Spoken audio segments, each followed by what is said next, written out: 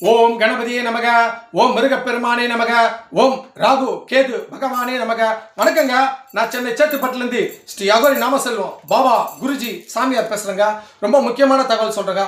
அதாவது நீங்கள் உங்களுக்குன்னு எவ்வளோ பிரச்சனை இருக்க, வீட்டில் வேலை செய்கிறதுல எதிரிகள் இருப்பாங்க, வீட்டு பக்கத்துல எதிரிகள் இருப்பாங்க. ஏதாவது ஒரு சூழ்நிலை மனுஷனாக பிறந்தால் ஏதாவது ஒரு எதிரிகள் நம்ம இருக்க தானே செய்வாங்க. ஏன்னா நம்மளோட வளர்ச்சி பிடிக்காத, நம்மளோட முன்னேற்றத்தை பிடிக்காத ஏதாவது ஒரு எதிரிகள் ரொம்ப அளவுக்கு அதிகமாக இருப்பாங்க. எதிரிகள் இல்லாத யாருமே கிடையாது. எப்படியா எவ்வளோ பெரிய நல்லவங்களாக இருந்தாலும் அவங்களுக்கு ஒரு எதிரி இருப்பாங்க, புரியுதா? ஆனால் இன்னொன்று தெரியுமா, அந்த எதிரி இருந்தால் தான் அவங்களுக்கு வளர்ச்சியே. அது ஒரு மிகப்பெரிய ப்ளஸ் பாயிண்ட். நமக்கு ஒருத்தர் போட்டியாக ஒரு ஆள் இருக்கணும், அப்போ தான் நம்மளால் வளர முடியும். அதே போல் நம்மளுக்கு ஒரு எதிரி இருந்தால் தான் நம்மளால் வளர முடியும். அது நான் சொல்கிற சப்ஜெக்ட் வேறு. ஆனால் நான் சொல்கிறத கேளுங்க. உங்களுக்கு எதிரி இருக்காங்களா, நீ எதுவுமே பண்ணாதீங்க, நீ எந்த வாக்குவாதம் பண்ணாதீங்க. நான் சொல்கிற மாதிரி கேளுங்க. நான் சொல்கிற ஆலயத்துக்கு போங்க, உங்களுக்கு எதிரியே இருக்க மாட்டாங்க. எதிரியே இருக்க மாட்டாங்க நான் சொல்கிறத விட எதிரியே உங்கள் பக்கத்தில் வரமாட்டாங்க. அதுக்காக எதிரி ஆயிடுச்சுன்னு நான் சொல்ல வரல.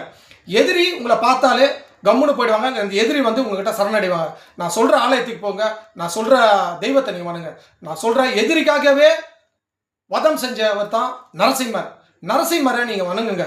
வதம் செய்யும் நரசிம்மர், இந்த இந்த அரக்கனை காலில் வச்சு வதம் பண்ணுற பாரு அந்த நரசிம்மர், யோக நரசிம்மர், இந்த ரெண்டு நரசிம்மரும் நீங்கள் வணங்க. மகாலட்சுமி நரசிம்மரை ஏன்னு கேட்டிங்கன்னா, மகாலட்சுமி இருந்தாலும் அவர் சாந்தமாயிட்டார், புரியுதா? ஆனால் மகாலட்சுமி நரசிம்மரை வணங்கலாம், தப்பு கிடையாது. எதிரிகளை பொடி பொடி ஆக்குறது தான் நரசிம்மர். மகாலட்சுமி நரசிம்மரை வணங்கலாம். ஆனால் கூடுதல் பலம் எதுன்னு கேட்டால், இந்த வதம் பண்ணுறாரு பாருங்களா ஆக்ரோஷமாக, அந்த நரசிம்மரம் யோக நரசிம்மரை நீங்கள் வணங்குங்க.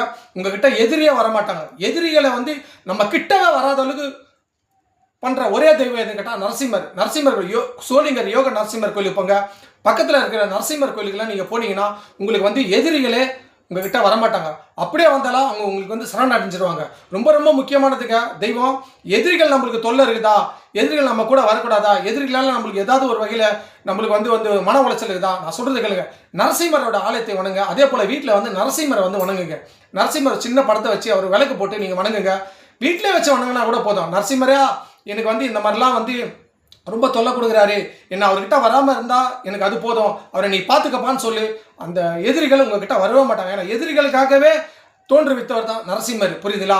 எனக்கு நரசிம்மர் தான் ரொம்ப பிடிக்கும். நரசிம்மரை தான் வணங்குறேன், புரியுதுங்களா? எனக்குன்னு எவ்வளோ எதிரி இருந்தாங்க, அந்த எதிரிலாம் நீங்கள் காணாதே போயிட்டாங்க.